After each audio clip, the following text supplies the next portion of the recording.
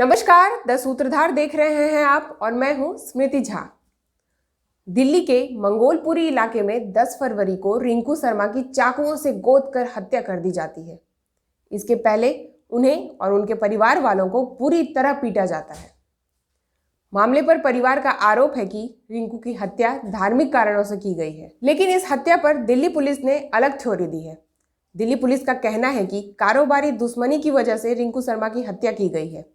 रिंकू की हत्या के 5 आरोपियों को पुलिस ने गिरफ्तार कर लिया है। ये तो रही पुलिस की बात।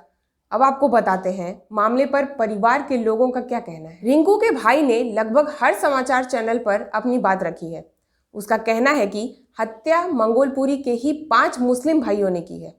मुस्लिम भाइयों ने राम मंदिर के लिए आयोजित एक कार्यक्रम के कारण उनके परिवार को पहले भी धमकी दी थी। ये सभी मंगोलपुरी में रहते हैं और श्री राम के नारे और कार्यक्रमों का विरोध करते रहते थे। रिंकू अयोध्या में बनने वाले राम मंदिर के लिए जारी धन संग्रह अभियान में भी सक्रिय भागीदारी निभा रहे थे। रिंकू की मां राधा देवी के अनुसार छुरा घोंपने के दौरान भी उनका बेटा जय श्री राम का नारा लगा रहा था। रिंकू पड़ोस के मुसलमानों के रडार में था, क्योंकि उसने अगस्त में राम मंदिर के भूमि पूजन के बाद इलाके में जय श्री राम के नारों के साथ एक रैली निकाली थी। इतना ही नहीं, वह अभी भी राम मंदिर निर्माण के लिए चंदा जमा करने के काम में लगा हुआ था। 5 अगस्त को श्री राम मंदिर बनने के उपलक्ष्य में उसने इलाके में श्री राम रैली निकाली थी।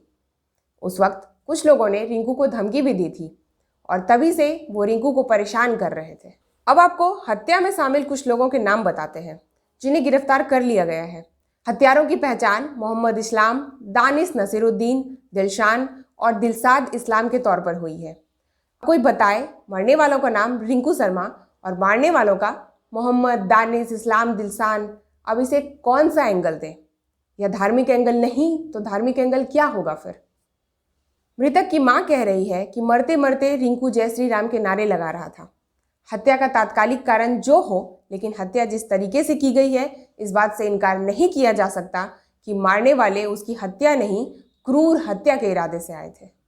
अगर हत्या की वजह कुछ और थी तो रिंकू मरते दम तक राम का नाम क्यों ले रहा था? क्या कोई अपने उस पड़ोसी को पीठ में चाकू मारने के बाद घुमा घुमा कर मृत्यु कंफर्म होने तक प्रताड़ना दे सकता है, जिसने कुछ दिन पहले ही हत्यारों के परिवार को रक्तदान किया हो? मीडिया रिपोर्टों से यह बात सामने आई है कि जिन लोगों के लिए उम्मीद की किरण बनकर रिंकू शर्मा ने अपना खून दिया था, उन्हीं लोगों ने उनकी बेरहमी से हत्या की। इस हत्या में शामिल मोहम्मद इस्लाम की पत्नी लगभग 1.5 साल पहले गर्भवती थी। दिल्ली के रोहिणी स्थित अस्पताल में उसका उपचार हो रहा था। उसकी पत्नी की हालत गंभीर थी और उसे खून की सख्त ज़रूरत थी। इसके बाद रिंकू ने इस्लाम की पत्नी को एक नहीं बल्कि 2 बार खून दिया था। आरोपितों को रिंकू शर्मा की ओर से मदद का सिलसिला यहीं खत्म नहीं होता है। रिंकू शर्मा ने आरोपित मोहम्मद इस्लाम के भाई को कोरोना होने पर अस्पताल में भर्ती कराने में भी मदद की थी। तो क्या आप इस बात को मानने के लिए तैयार हैं कि किसी मामूली बात को लेकर हुई कहासुनी में वह परिवार ऐसा क्रूर अपराध करेगा? इलाके के लोग इस नृशंस हत्या के पीछे महीनों की प्लानिंग बता रहे हैं। रिंकू इलाके में हर हफ्ते हनुमान चालीसा का पाठ किया करता था, इसलिए भी वह कट्टरपंथियों के निशाने पर थे।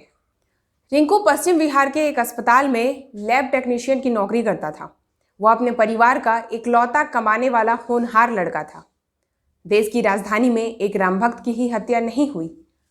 हत्या हुई है एक बेटे की, एक बूढ़ी माँ के उम्मीदों की, एक भाई के सपनों की।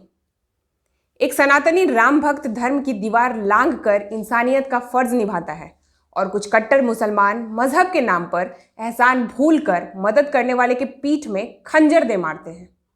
इसलिए अब समय आंखें खोलने का आ चुका है और आंखें खुल भी रही हैं।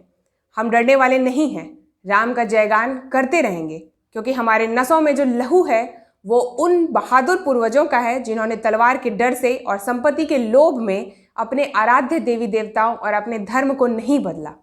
जय श्री राम।